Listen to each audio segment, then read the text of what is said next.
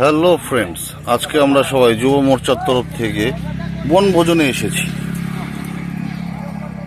আমাদের যুব মোর্চার 2-3 ভাইয়ের আজকে বার্থডে ডেট পড়েছে।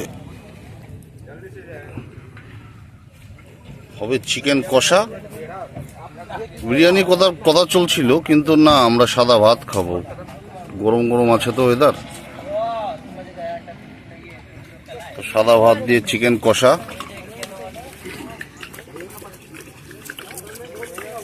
এটা হচ্ছে আমাদের গুলমা ফরেস্ট।